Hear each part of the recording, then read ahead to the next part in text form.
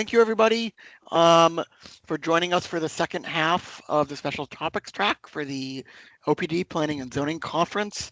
Sorry for folks, we had a bit of a technical difficulty, so I'm sorry folks had to log back on. Hopefully others will kind of figure it out and join in the next few minutes. I'm happy to share that for our next session, this first session after lunch, we have Mike Hagan with us from the city of Keene, who is going to present Building Code 101 for planners. Mike, I can see that you're on, so you can go ahead and unmute yourself.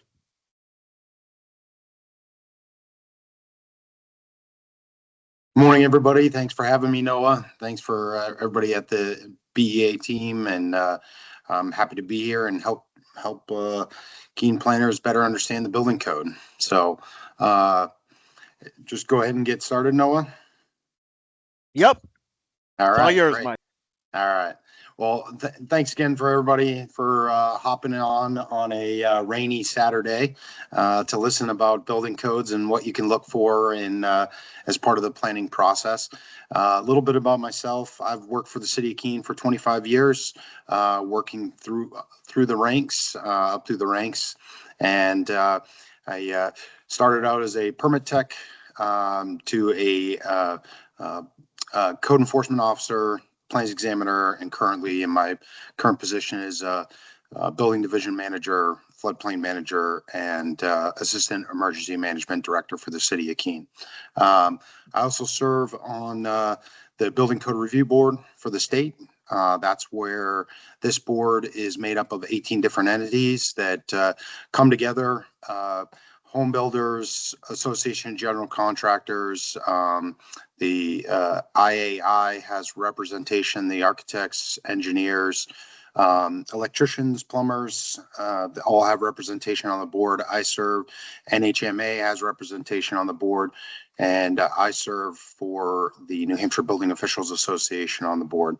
What we do on as part of statute is once a code is put into place for 2 years, we are charged with reviewing the code to see if it is a good fit for the state of New Hampshire, the newest and updated codes.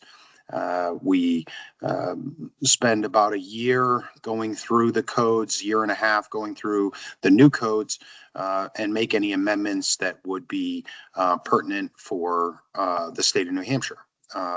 Currently, we have 107 amendments to the 7 suite of codes that the state of New Hampshire has adopted. Some of them you may or may not be familiar with. The IBC, which is the International Building Code, which deals with 3-unit buildings and above, as well as any commercial, educational, high-rise buildings. It's all built through the building code. The residential code is 1 and 2 family and townhouses.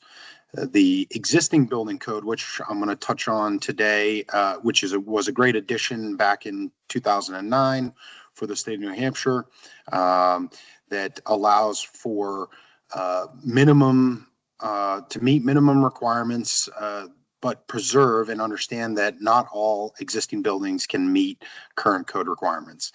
So really, when you're dealing with existing buildings, referring to the existing building code is where you want to start. There are portions that send you to different places in the building code or in the residential, depending upon if you're starting in that section. And Mike, before you go further, sorry, yeah, we're not seeing, I think you need to take control of your slides. We're not seeing the slides advance. Oh, you're not? Okay. So you should see, take control. Great. There we go. So now you can advance as you're talking. All right. Yep. Great. Thank you. Sorry about that. First web presentation. So on Teams, a little different on Zooms. Yeah. So I wanted to go over. Looks like they're not showing what's next. No, these are. Now you just went backward. What? Oh, it just went way back to the beginning. Hold on. Oh, what's going on? Let me see if I can advance forward. Yeah. Oh, I think I know what happened. So while Noah's doing that, I'll continue my spiel. So on the Building Code Review Board, getting updates, updating the state codes. Some of the learning objectives today, we're going to go under understanding what codes are in New Hampshire, what codes we have in New Hampshire, and what are enforced. Back in 2015, when the 2009 jumped to the 2015 codes, there was a gap in between where we didn't adopt the 2012. So it was a 6-year. It was actually 8 years before we adopted a new code. And we worked with the legislature to get an annual bill in place to work with and do some changes at the Building Code Review Board. Whenever the Building Code Review Board used to adopt an amendment, it was put into place as soon as that adoption took place. Now it's done through the legislature, so it goes back to the legislature as a package, and that package is sent through the House and Senate and gets signed by the governor.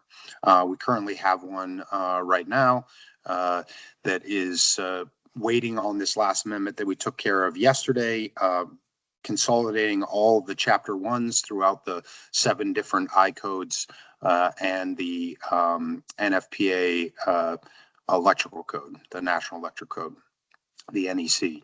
So it's waiting on that. Once that gets put back, they're going to have a committee of conference, and then the bill will go to the governor for signature to adopt the 2024 codes. I'm skipping ahead of myself a little bit in the slides, but you get the overall gist of it. I'll go over how that happens and what takes place when that happens. So you should, why don't you try taking control again, Mike, and seeing if you can keep going forward beyond the learning objectives. So if you click the forward arrow at the bottom, see if that goes to what it should keep going now. So there you go. Perfect. Okay. All right. So identify key site plan code triggers. So when you're looking at a site plan, what things that you see on the site plan, you should ask additional questions, not necessarily that you need to know it. And I try to keep it this presentation not code heavy as far as coding code sections, but really collaborating with your building official or asking questions to certain questions that may need to be asked if you don't have a building official, where you can use the New Hampshire Building Officials Association as a good point of contact. You can send us an email. We can help you through if you do have a site plan, you don't have a building official that you're working with, as well as the State Fire Marshal's Office is a great resource for that as well. Recognizing flags on site plan submissions, how things in relation to the building code requirements. And then to really this collaboration is to improve coordination between departments. And you'll see that as we go through this presentation. So the building codes are adopted through RSA 155A, as well as the fire codes through 153A. I kind of went over what codes we're currently on. What we're going to go over today, which I think you'll see most of the time, is a subdivision. We're seeing a lot of cottage court, a lot of cluster development potentially coming through with a lot of the bills that have recently been put through with tiny homes and being able to push more housing out for the state of New Hampshire that works in your community. So depending upon how your zoning is in your community, you may see these in the city of Keene. We do have a cottage court ordinance, which is a single piece of land with multiple houses on it. So that brings in additional code requirements, not necessarily setback requirements, zoning setback requirements, but building code requirements, as well as the commercial for any commercial development and the IEBC. There were some great changes in the 2021 code and just the tail end of the 2018 existing building code. And I'll go over some of the requirements in NFPA 1 and 101. Like I was saying, in July, hopefully July 1st, the governor will sign before July 1st, the 2024 building codes. There's a 6 months concurrency period. So basically the builders can choose to use either the 2021 or the 2024 based upon their design or where they're at in the design period. There are some advantages to the 2024 versus the 2021 that a builder may want to take advantage of. And then as of July or January 1st of 2027, all plans in the state of New Hampshire will be required to be reviewed under the 2024 code requirements. Things to note. A lot of big changes at the legislature where communities used to be able to make amendments to the state building code and have additional requirements within their community for how they for how the codes are enforced. However, in 2024, that any state building code or any amendments made by the local jurisdiction had to be confirmed that it was not less stringent than the state building code requirements as of 2024. With some of the current legislation that was signed and is going into law, no amendments can take place without or there are no local amendments. So you'll have one state building code throughout the whole state of New Hampshire. And that is as of July 1st of 2026. So that took place, a portion of that bill took place last year. The remainder of that bill is taking place this year, where they're moving a lot of the RSAs from 670 series, 674, 673, 677, 675. All of those are moving. The building code requirements that used to be placed there are moving to 155. So they're all in one location. You're not going to the back where everything else is in 155. So kind of gone over that. Let's go to the next slide here. When do codes matter? New construction. Whenever you have new construction, things to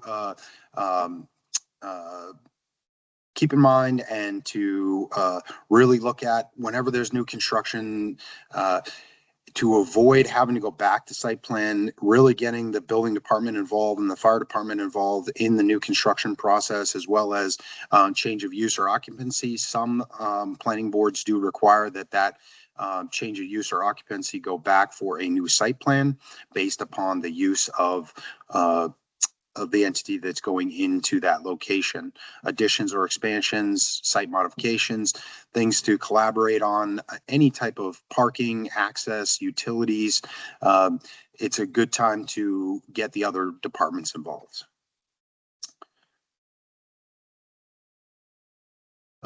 So one of the major things, especially with the cottage core and in the residential code, as well as in the IBC and the existing building code, is not only do you need zoning setbacks, but you also need to meet building code setbacks based upon what type of construction you're putting in. So what I have up here is the residential requirements that you can build a building next to each other. So we have a building, and I'm going to just skip a slide and then skip back, or skip forward on one slide and then come back. So buildings that are put next to each other on the same lot, or even if there was a lot line, as you can see by this, between these buildings, you have to take into consideration how close they are. They have to meet certain fire rating requirements. It could be a 1 hour separation. It could be a 2 hour separation based on the use. If these were commercial entities that we're showing on the screen here now, you would have to, there are additional setback requirements based upon uses. So for example, if these were single family homes and they were 3 feet apart, they have to, one, be fire rated in between. And I don't know if you guys can see my cursor or not, but the separation requirement between the buildings may be limited on not only fire separation, but what types of windows between those. So if you're going through the site plan review and you have some sort of architectural requirement, Keene has an architectural requirement, not on 1 and 2 family, but on commercial buildings. So if this was a multifamily, 3 and above, there may be some architectural design features that maybe need to adhere to. So if you're going through that review process, you want to make sure that also it meets the building code requirements.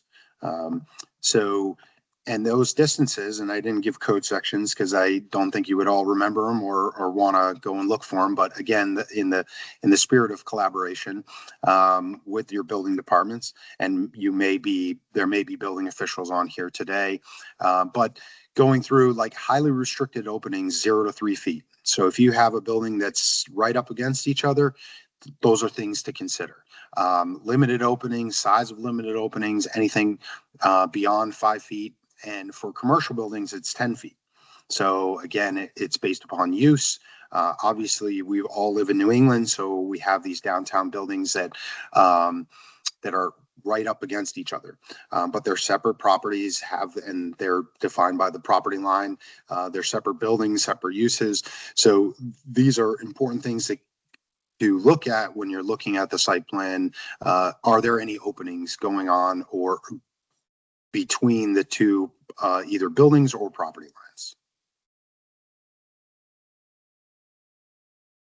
lines? Again, big differences between zoning setbacks and building code setbacks. The setbacks for building code can be measured if it's a permanent street or right of way, can be measured from the center of the road. So it's very interesting is that 5 feet can be measured from the center of the road. So if it's built right up to the property line in some communities, the city of Keene, if you were building the building in downtown Keene, there's 0 setback requirements. So the fire separation, you don't necessarily need all the fire separation requirements that you would because it's built right on the property line, because you have a dedicated street or right of way in front of it, and it can be measured to that center line. So that's important to keep in mind. However, if it's up to if there's another property next to it, but there's no building, you're required to meet those fire separation requirements regardless if there is a building there or not. This gets a little tricky when you start getting into downtown areas where you have one 5-story building here, and then you have a 7-story building here, and those windows that are at different levels on that side. You can have those windows, however, they have to meet certain ratings because they are directly on a property line. So those are key things to take a look at. The big differences between zoning setbacks and building code setbacks as far as fire separation goes. Why the existing building code is so important. This has been great for New Hampshire. One of the most recent changes or amendments that we put into place was buildings up to 4 units are not required to have sprinklers anymore, which makes this very, very affordable in existing buildings. So in an existing, let's say you have a 2-family now and there's a barn attached to it, and you want to add 2 additional units, 1 unit, 2 unit, you can build that without sprinklers and without a fire alarm. You do need smoke alarms and CO alarms, but you don't need a fire alarm that ties back to the fire department. So this has opened up, especially in Keene. We've seen 19 units added to the community based upon this regulation, because it allowed a lot of those larger homes in our downtown area to be converted into livable units. We're not seeing as many big homes as we used to. I know in being with the city of Keene for 25 years, in 2005 to 2007, before the recession, we were seeing huge McMansions being built, 5,500 square feet, 8,500 square feet. We're not seeing that anymore because the cost of construction has skyrocketed to 350, 450, depending upon building materials a square foot. So to help reduce that cost for smaller units to be built in existing buildings, again, this only pertains to existing structures. So to clarify, if you had an existing two-family and you wanted to put an addition on to add additional units, you would not be able to do that. It's only for existing, you can only work within the existing buildings. So that's important to note. Again, the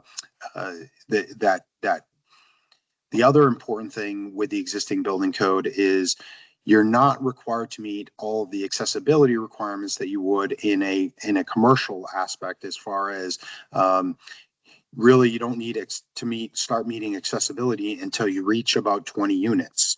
Having accessible ramps getting up to, having elevators to reach each floor. Now, if you have and this is where I caveat, because it's important to, there are, if you had a 4-story with 10 units, you're required to provide accessibility or an elevator up to that 4-unit or up to the 4th floor, because any structure that's over 4 floors, you're required to have elevator access. So again, a couple of things, good things to think about when you're reviewing the site plan. How many stories are there? How many units are in the building? This can certainly help communities drive some of the housing that's needed in New Hampshire. The other great thing about the existing building code is it preserves historic character. Many older buildings are architecture or cultural value. You don't have to change those things. It basically exempts it from the building code requirements if it's a part of an architectural feature or historic feature. Important things to note: it has to be either on a local historic registry, a state registry, or a federal registry in order to qualify for some of these flexible design requirements. So it's really important that you have that documentation if you're going to go to that. I know that older buildings don't, you look at this building, oh, it should be historic, but if it hasn't gone through the proper process of being registered as a historic building in some form or fashion, then it wouldn't qualify. It also encourages the reuse of existing material and existing spaces. So a lot of times where you have those high risers, stairs that are, you have to tear down the building and rebuild it in order to meet stair requirements. This code has allowed us to keep some of that and to make it as code compliant as possible. So if you're able to make it better than what was there, not necessarily meet current code requirements, but make it better, that's what the existing building code is for.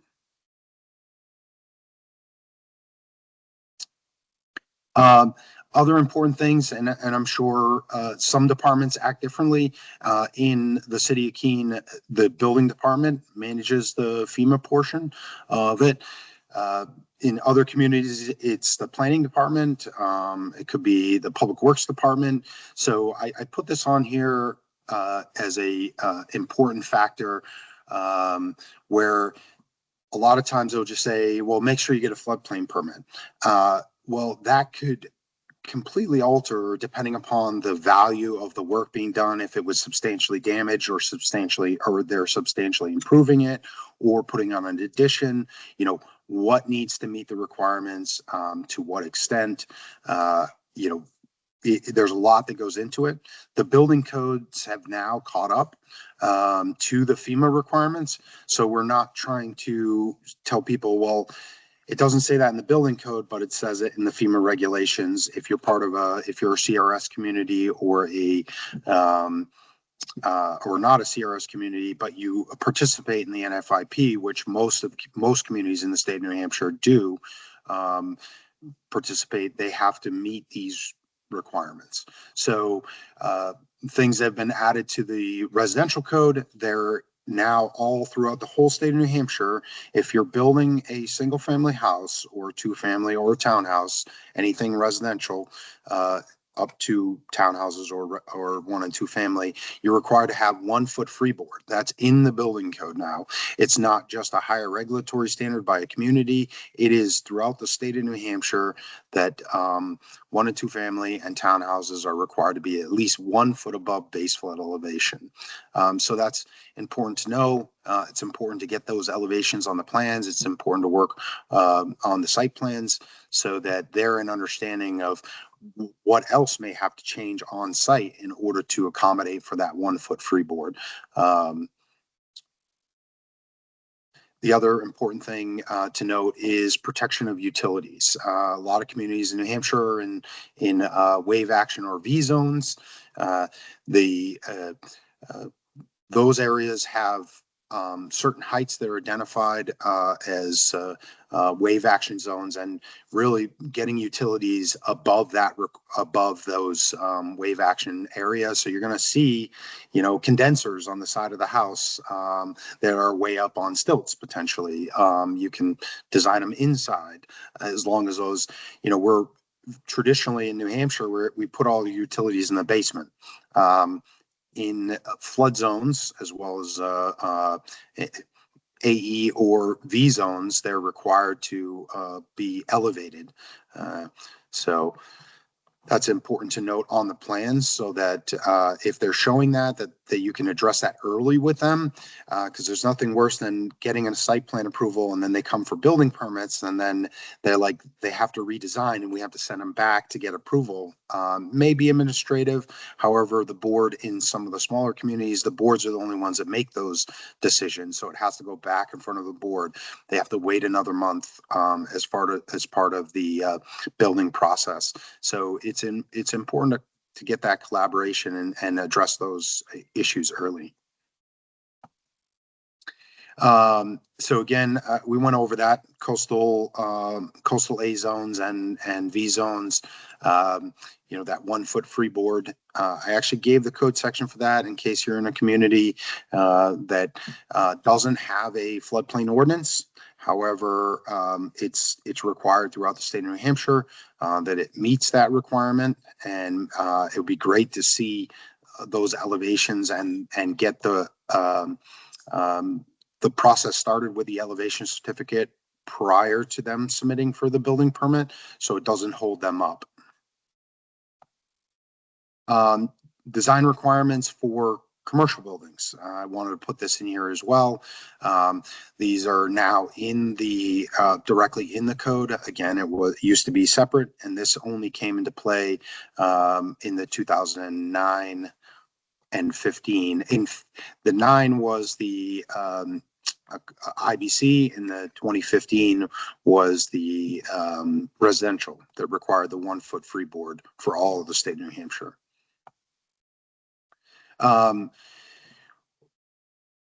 Important things to note, when I put this on here, there are areas that, if they can build outside of the flood zone, encourage that.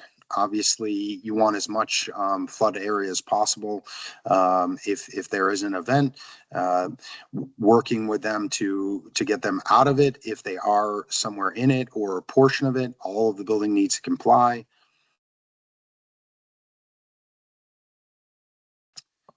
Now, we're getting into some of the fire apparatus or the NFPA 1 and 101 requirements. I'm burning through this presentation pretty quick. No, I apologize. It's a lot easier when interface back and forth, but so important things. One of the things that came up in legislation in 2000 and before we went to the 2015 was the requirement in NFPA 1 in the 2009 NFPA requirements. There's a requirement in there that says all driveways must be 20 feet in width. In the state of New Hampshire, it's left up to the community. That was changed. However, for commercial, it is a 20-foot requirement for a driveway for apparatus to get around the building. Those are important to note here. As far as single family, 2-family, and townhouses can be less based upon the community and their driveway requirements for the community. There was a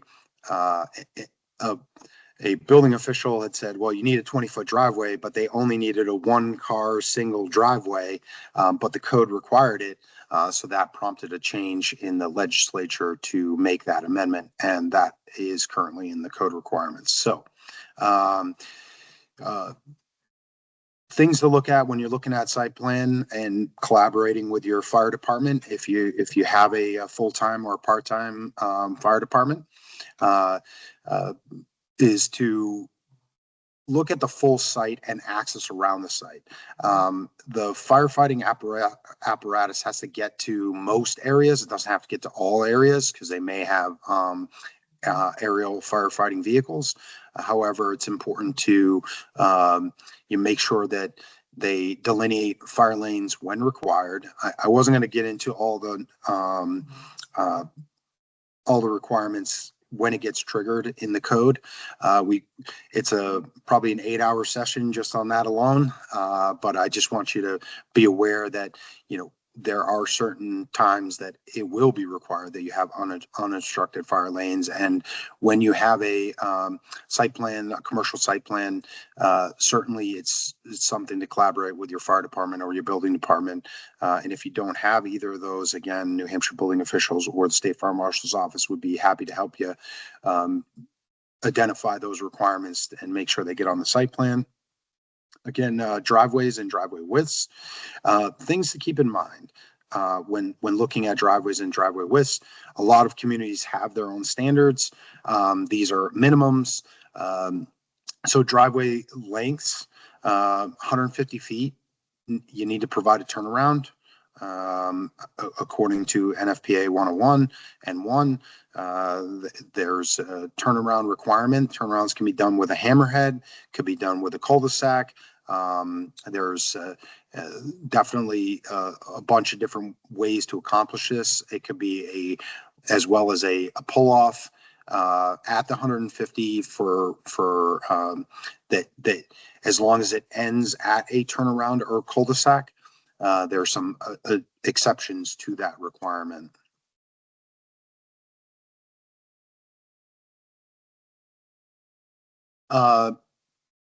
If you have availability of providing hydrants on site, some require it. So things to keep in mind, distance to building, fire department proximity, where they're going to be fighting the fires from, and how close you're putting hydrants to the building. They have to be 40 feet away at minimum because they don't want their equipment up against in case you get a collapse of the building or building structure or debris falling off. So providing that access is important to denote on the plans if they are providing for them, that they meet that requirement. Fire department connections, spacing intervals. The other important portion for fire department is roadside location, visibility, and accessibility. Getting people in and out. Again, it comes down to design, and the design, they're not going to just submit something that hasn't been reviewed on a commercial. So it's hard to kind of go through all of the scenarios, but these are all important parts to think about when you're reviewing the site plan. Has the architectural design been done yet? Or are we just kind of vanilla boxing this development? So we do get a lot of those, not a lot, but I've seen several of those in Keene.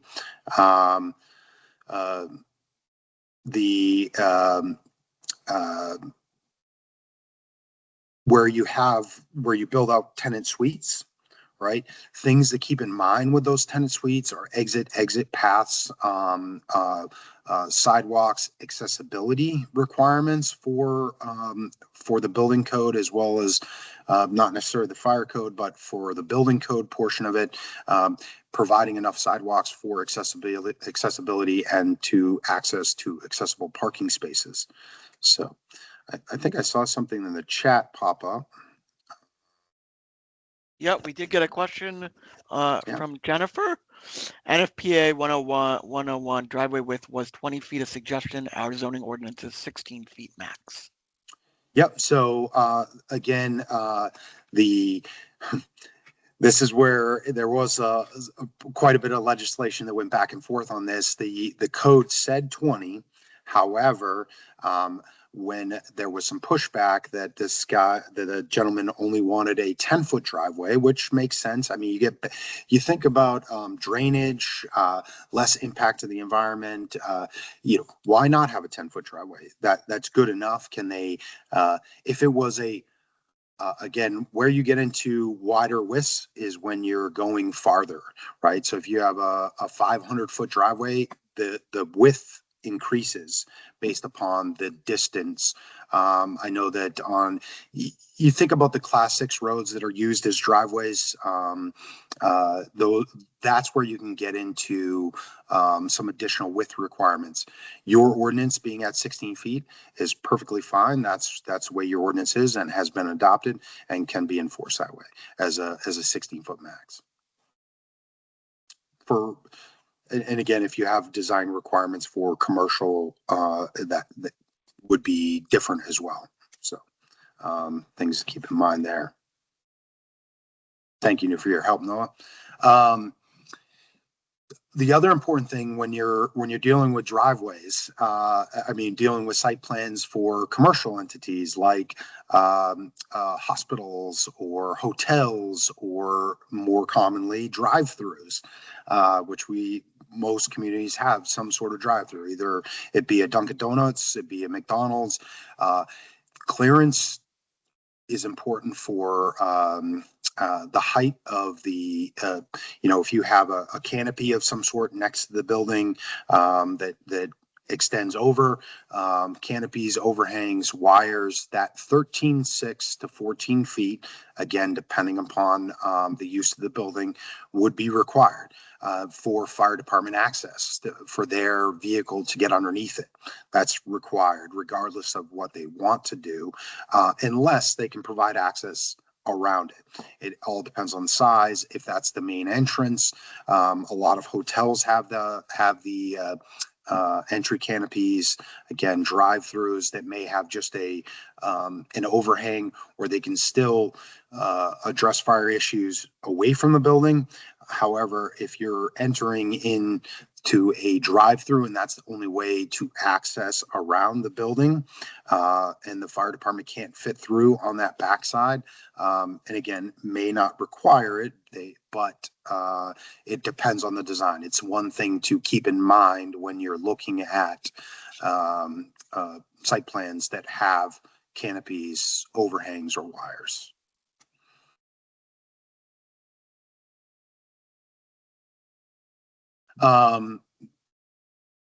Again, early coordination has fewer redesigns. In the city of Keene, we have a pre-submission meeting. I don't know how many other communities have that, but the pre-submission meeting is a great way to flush out a lot of these requirements. We have representation from the building department, floodplain, public works, engineering, water, sewer, fire department, and police department. We also have representation from the city manager's office. That all comes together for a proposed project, and it is required that they come to pre-submission. It doesn't necessarily have to land on that day, but you can have a separate pre-submission meeting if you want to, but for all projects, every department can comment on it before it gets submitted to the planning board. It's a really helpful, and it saves a lot of redesign, a lot of time. So really getting everybody involved is a great way of reducing people coming back and having design issues later on as they if the pre-submission doesn't happen and the collaboration doesn't happen up front, it can cause issues later down the line. So I would encourage communities. We do a 6 weeks prior to the meeting. We do 2 weeks prior to submission date, and then 2 weeks prior to final submission, and then you have the planning board hearing. So it's a great, it gives a really good amount of time to go over it and to flush out any issues that may come up from all the different departments. Maybe there's not appropriate water supply for that type of use. Maybe there's some additional design requirements for, or there may be something that Public Works is working on or is redesigning on that road. So it's a good opportunity for all departments to collaborate and get an understanding of what's going on. So, and I love questions. I'd love to hear your scenarios and kind of go over stuff. If you have questions, I wanted to leave enough time to do that. I know I'm pretty early on my ending presentation, but I'd love to hear from everybody here. Great. Well, thank you so much. Mike covered a lot of ground, so I'm going to give folks a minute or two to ask questions while people are thinking about questions. I have a few of my own to kind of get us started. So can you talk a little bit more going back to the Uniform Existing Building Code? So that's part of the state building code. Do municipalities still need to adopt that themselves, or can they just start using that? Okay, it's a great question. Really good question. So the ICC codes are adopted by the state of New Hampshire, are enforced or have the option, the community can enforce them through ordinance, but they have to adopt the enforcement mechanism in order for them to use the state building code. If you don't have an enforcement mechanism adopted, it used to be RSA 674, 51. It's under 674. What was it, Noah? 51. 674. 50. Yeah, and now will be under 155A2, which will now be your enforcement mechanism. It got taken out of 674 and is now in 672. That's part of that package that went before the legislature last year. There's a few other ones that will be done this year. So yeah, the communities, and I'm gonna. Here's where it can get difficult is if you haven't adopted an enforcement mechanism, or maybe you can research and go back and find out where maybe you had way far in the past, which is great. It gives you the ability to enforce the state building code. However, it only gives you the ability to, after July 1st of 2026, to only enforce the state building code, not your additional provisions. I know the city of Keene for a while had additional provisions to provide 2 means of egress out of every apartment. With this state law change, you're no longer allowed to add that additional requirement as a requirement. You have to go just by the minimum code requirements set out by the state of New Hampshire. So it's important to note that if you have existing ordinances, the Building Code Review Board has only received about 15 communities local ordinances. One, under that local ordinance, it shows that you've adopted the enforcement mechanism. You're enforcing those code requirements. It's literally what ordinances used to be 5-10 pages are now only 3 or 4 pages because really you're just stating that you're enforcing the state building code. Looks like Jennifer had a question. Could you repeat the 6, 2, and 2? So it's 6 weeks total from the date of the planning board application is when the pre-submission meetings, the regularly scheduled pre-submission meetings are. So what they do is they submit their pre-submission or come to a meeting. They don't have to submit anything. They can just bring it on the day of. It's an open meeting that's scheduled every month, and they can come in and we sit down and go over the plan. And then it's that 4-week process that goes from 6 to 4 when they have to submit their application. And then 2 weeks after that, just before the planning board, is when all the comments are in from all the departments, all the final comments. Hey, you forgot to make sure that the canopy was at 13.6. You forgot to add in that the turnaround for the driveway, so on and so forth. Floodplain requirements, building requirements, or whatever the planning board has. You didn't put in the right amount of plantings or trees. So that's that kind of 2 weeks before the submission date, and then the response to all the responses have to be finalized 2 weeks before the meeting, and then the meeting. Does that make sense? Was that helpful? Thanks for, okay, Great. yes. Awesome. All right. No, you had some more questions. Did I have more questions? Yes. Can you talk a little bit more? I know, Mike, I've chatted about this quite a bit, but kind of when you move from the IRC to the IBC, kind of some of those higher standards that kick in, that kind of bore, you touched on it a little bit in the beginning, but just kind of go over that part a little bit more about those higher standards that are going to kick in once you move to the IBC, when you're at, more than 2 units. Sure. So, and I can touch on the other portion we talked about before if you want, but sure. Yes, that's fine. Okay, on that. Okay. So whenever you're, 1 and 2 family and townhouses are regulated by the IRC. Whenever you get above that, 3, 4 unit, 5 unit, 50 unit apartment buildings all have to be built under the IBC. The IBC, depending upon size, right? Some of the other changes that came into amendments were you can build a 4-story single exit building now. It used to require 2 means of egress. Now you can build, there can be no more than 4 units per floor. So you can have a total of 16 units with a single exit stairwell, fully sprinklered. So that's kind of the big difference. Once you went from a 1 and 2 family that are exempt from sprinklers, any townhouses and any 3, 4, 5 and above units are required to be sprinklered. Not all of them need a fire alarm. However, some of them do when you get over a certain number of units.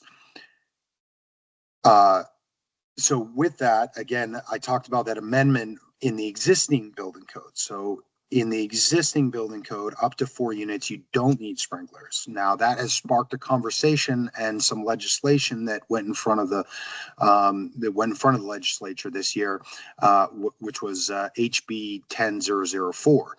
And that was proposing that up to 4 units, new or existing, could be built without sprinklers, because we've already tested it, right? We already have these existing buildings that are now being converted and allowed to have up to 4 units without sprinklers in it. So there was a bill that was proposed this year. There was a lot of opposition to it. We, at the Building Code Review Board, when we saw the bill get put in, we actually started a committee to review, okay, if this bill gets passed, what are some of the code implications that would come into play if that is the case? So when reviewing the IBC and looking at 4-unit buildings in the building code, that triggered the Building Code Review Board would have to have made 64 amendments to accommodate for not requiring sprinklers in a 4-unit building built under the IBC. So what we did as a committee is we actually looked at allowing for up to 4 units to be built under the IRC. So this allows you to build it hasn't gone anywhere, but it's still in working phase to allow for up to 4 units to be built under 1 and 2 family standards, which is a great, which could be a great, things that it would save. It would save on obviously sprinkler costs.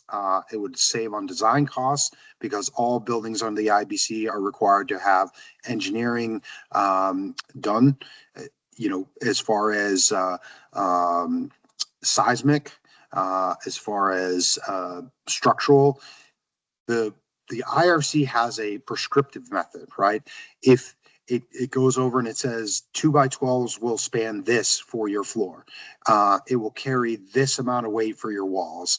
Your heights of your walls are all spelled out in the IRC, so you can just look at the charts and build it to that requirement. As for the IBC, it has to be designed. It has to be engineered as part of that process. So it would save if they do go to 4 units without sprinklers or being built under the IRC, it could save substantially on the design cost, upfront costs for up to 4 families. So is that kind of where you're going, Noah? Yeah, that was great. Thank you, Mike. Awesome. Still plenty of time for other questions. I don't want to be the only. I'm sure I can keep coming up with questions to keep us going here, but I'll give folks a minute to think.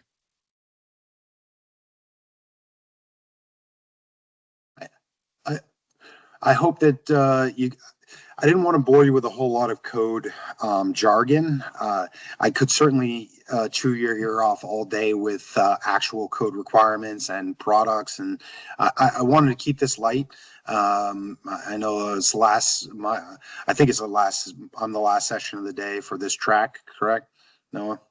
We got one more after this. Oh, yeah. One more. Okay, so I wasn't the last, yep. But so good.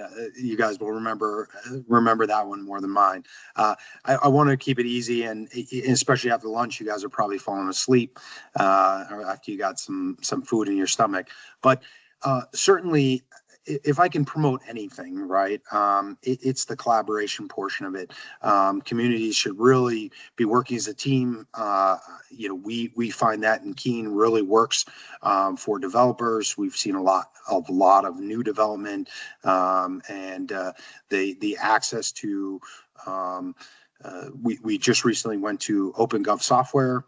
We're 1 month in. We're working out the kinks, but it's a completely online permitting software that for not only building but also for planning applications. Everything's submitted, and it shows the applicant the workflow and where it's at in the process, so they can look at it in real time. They can once they have an OpenGov account, no matter where they submit, Rochester, Portsmouth, Claremont, all the other communities that have OpenGov, they can look at their account where they've applied for different site plans or building permits or zoning applications. It's a really neat software platform for communities. It works for us. And it allows the applicant to be able to track as it moves through. So we're really excited about that. One of the other big additions is we're going to be one of the first communities to have instant permitting on solar through Solar App Plus. They're through the Solar App Plus. They do the plan review portion of it through their nonprofit organization. They're well versed on the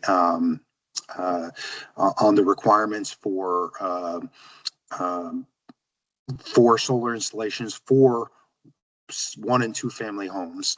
So really, we're excited about that. One, it saves the community time and effort on review process.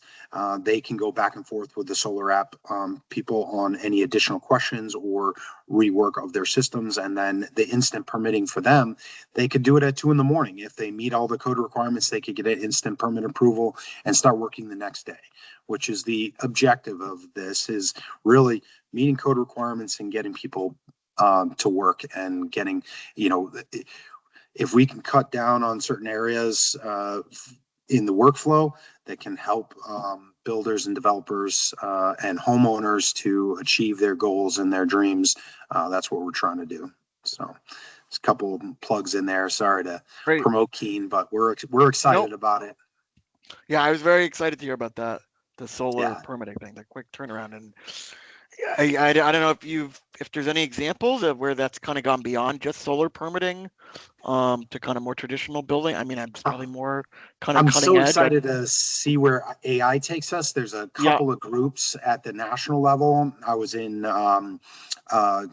Connecticut. It was the first time that ICC came to New England area for their national conventions, which is the International Code Council that writes the building codes. So they had a leadership council meeting, a leadership meeting, as well as the final code hearings that will be voted on for the 2027 codes that will be voted on in October. So it's kind of the remaining code hearings, and the leadership. Part of the leadership was hearing about some AI groups that are actually putting in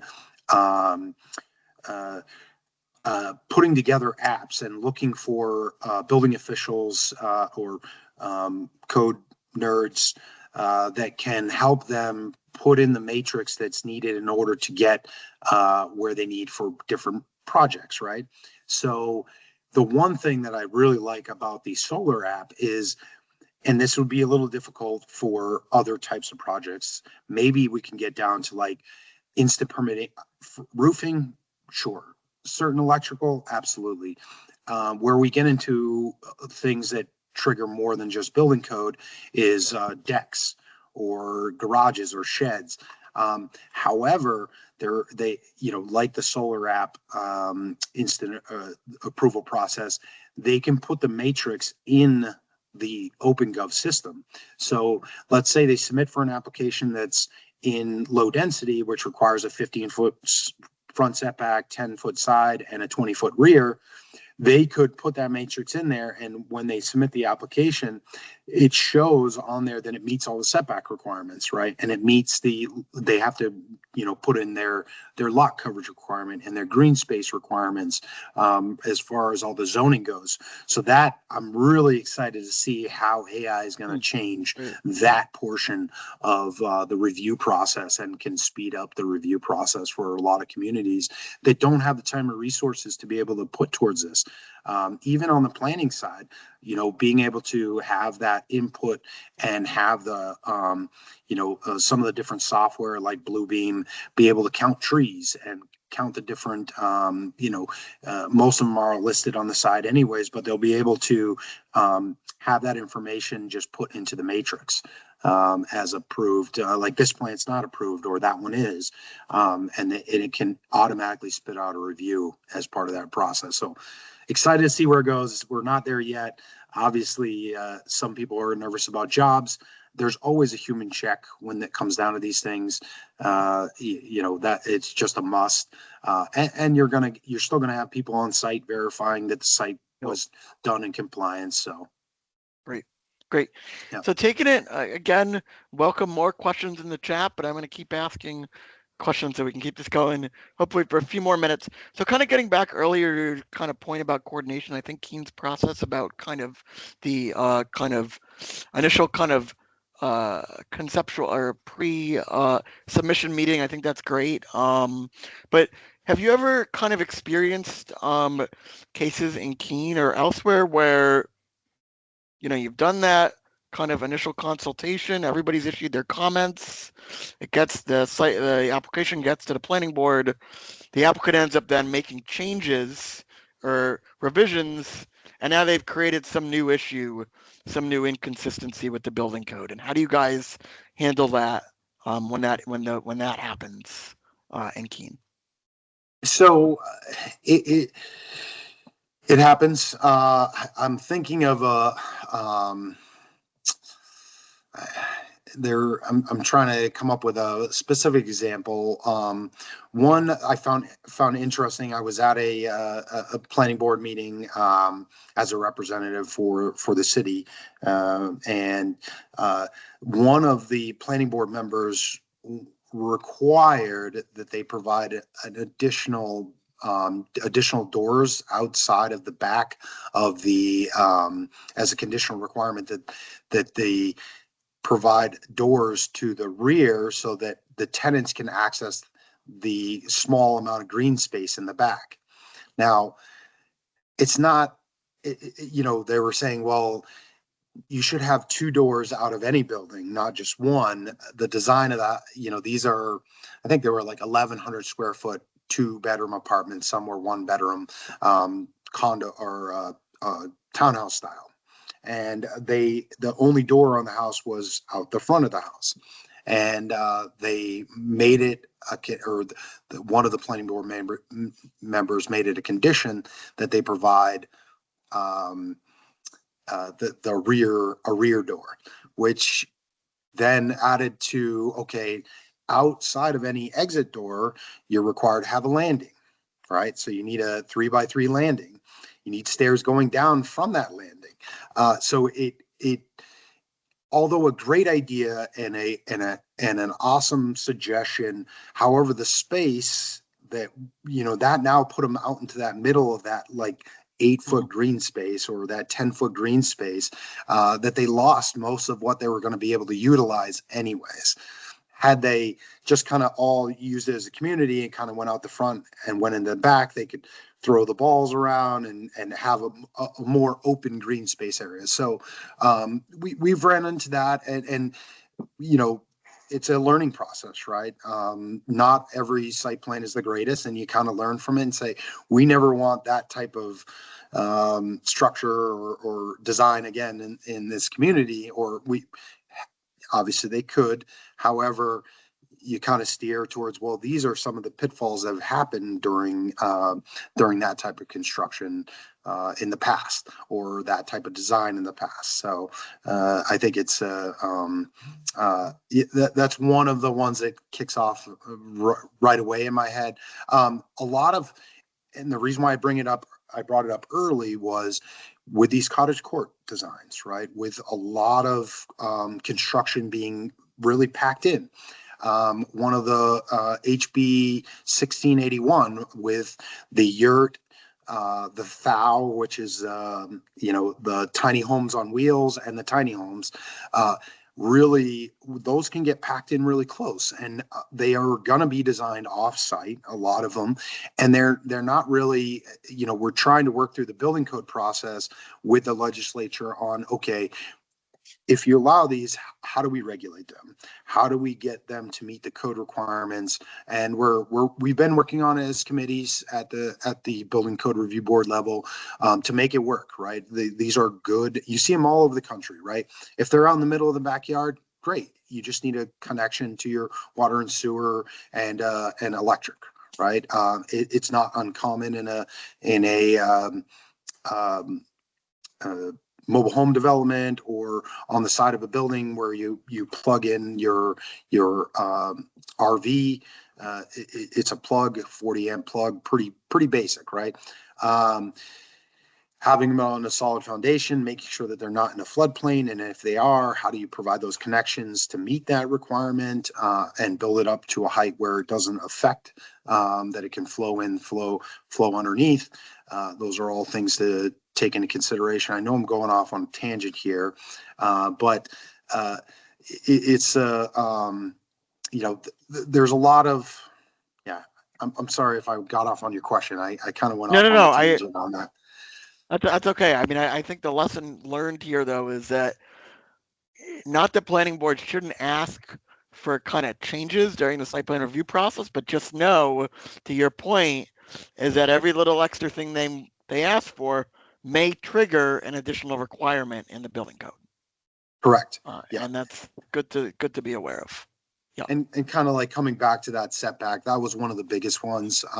It had to, the architectural design in the downtown, they had these nice, beautiful windows and open front and glass requirements. And, the planning board required it. However, the building code was like, no, you can't do this. However, you may be able to, but it's going to cost you way more in a sprinkler design to protect that opening.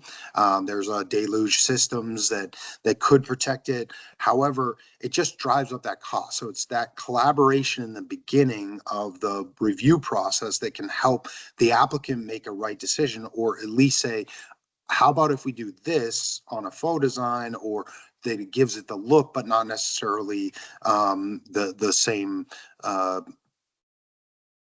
exactly what you're asking for. Does that make sense? Yep. So if you want the glass look, but you don't have anything behind it, it just gives a facade look and meets the building code requirements. Great.